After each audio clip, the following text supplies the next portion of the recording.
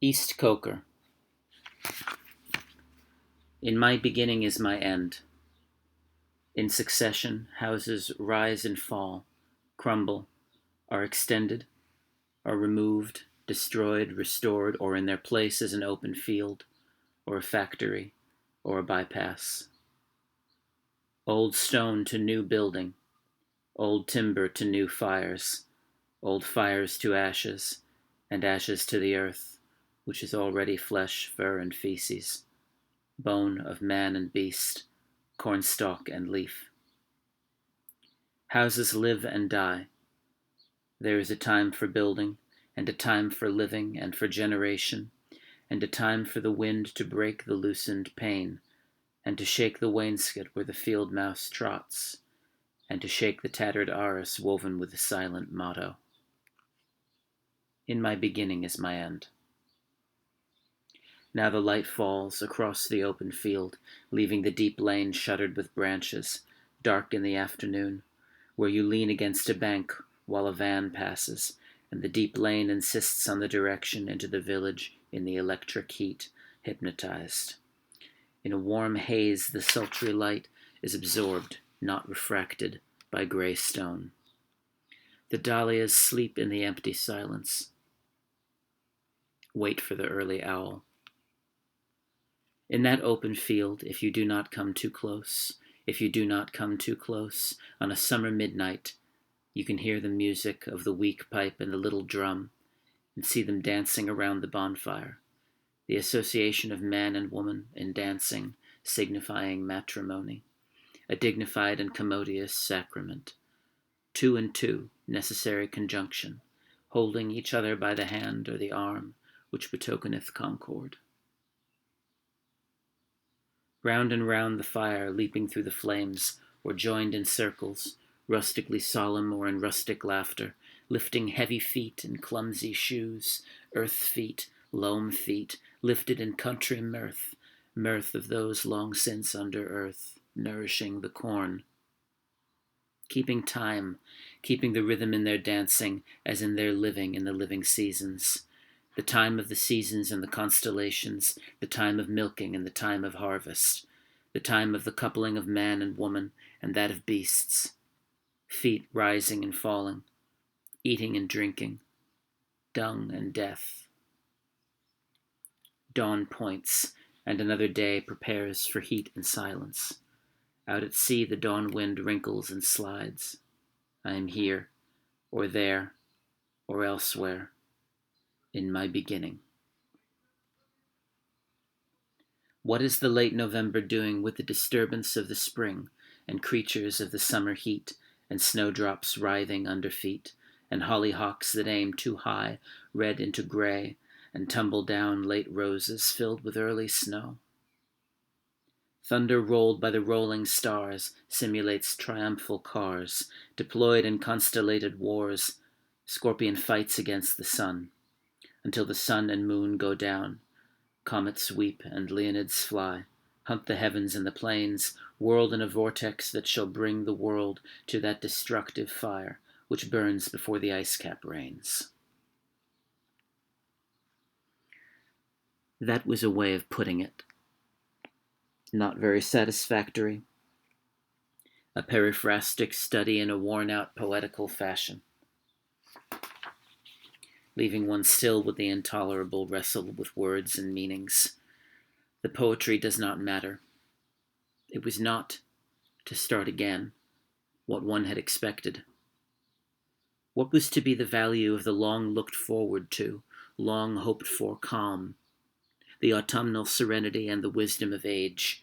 Had they deceived us, or deceived themselves, the quiet-voiced elders, bequeathing us merely a receipt for deceit?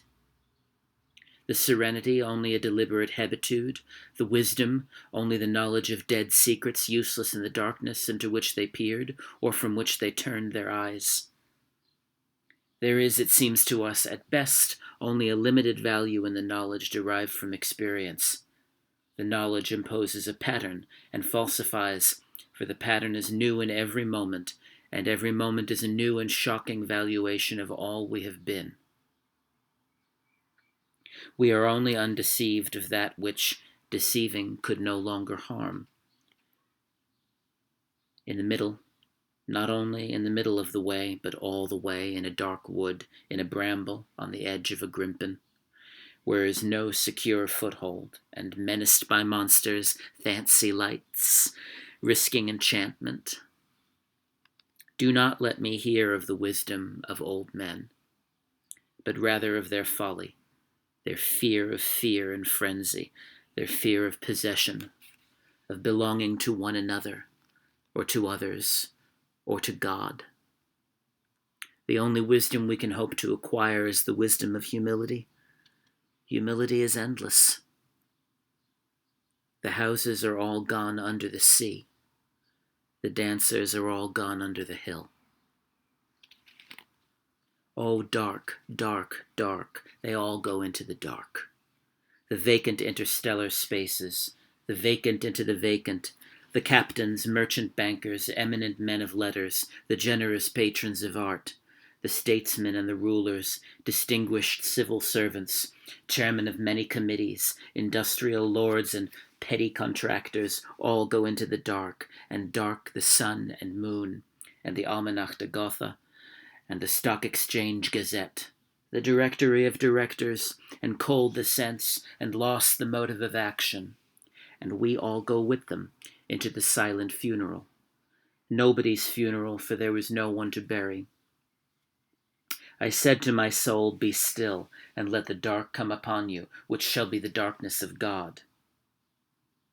As in a theatre the lights are extinguished for the scene to be changed with a hollow rumble of wings, with a movement of darkness on darkness, and we know that the hills and the trees, the distant panorama, and the bold imposing facade are all being rolled away.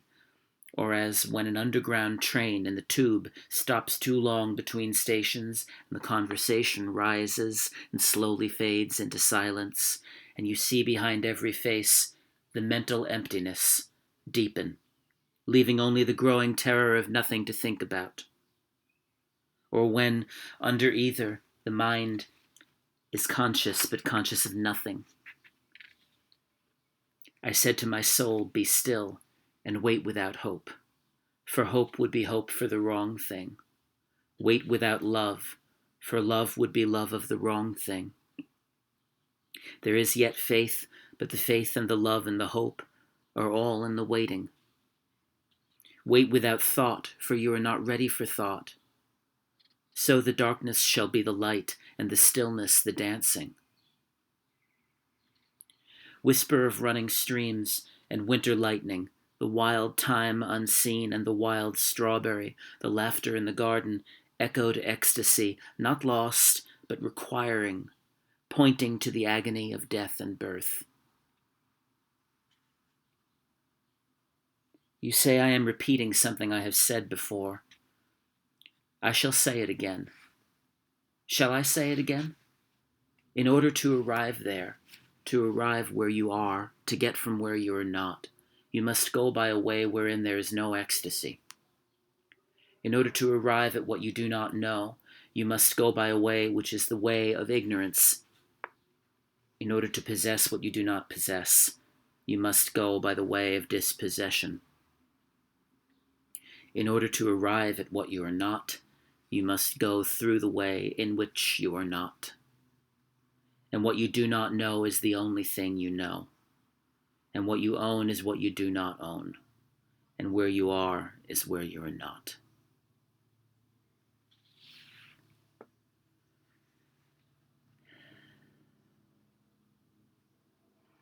The wounded surgeon plies the steel that questions the distempered part.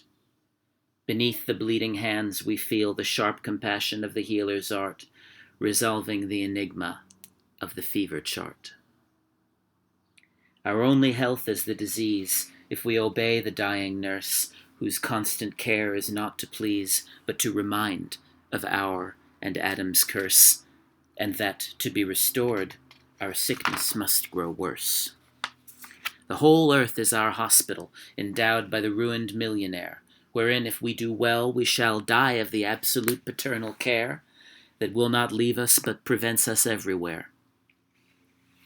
The chill ascends from feet to knees. The fever sings in mental wires. If to be warmed, then I must freeze and quake in frigid purgatorial fires of which the flame is roses and the smoke is briars. The dripping blood our only drink, the bloody flesh our only food, in spite of which we like to think that we are sound, substantial flesh and blood. Again, in spite of that, we call this Friday good.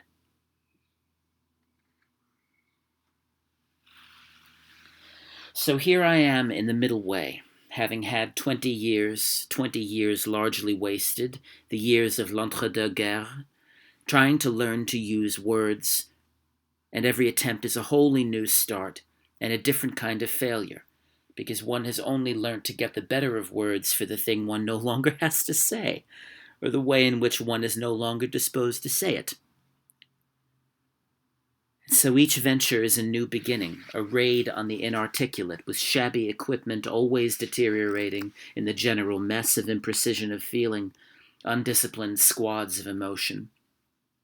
And what there is to conquer by strength and submission has already been discovered once or twice or several times by men whom one cannot hope to emulate. But there is no competition. There is only the fight to recover what has been lost, and found and lost again and again, and now under conditions that seem unpropitious. But perhaps neither gain nor loss. For us there is only the trying. The rest is not our business. Home is where one starts from. As we grow older, the world becomes stranger, the pattern more complicated of dead and living. Not the intense moment isolated with no before and after, but a lifetime burning in every moment. And not the lifetime of one man only, but of old stones that cannot be deciphered. There is a time for the evening under starlight, a time for the evening under lamplight, the evening with the photograph album. Love is most nearly itself when here and now cease to matter. Old men ought to be explorers. Here and there does not matter. We must be still and still moving into another intensity, for a further union, a deeper communion through the dark cold and the empty desolation, the wave cry, the wind cry, the vast waters of the petrel and the porpoise. In my end is my beginning.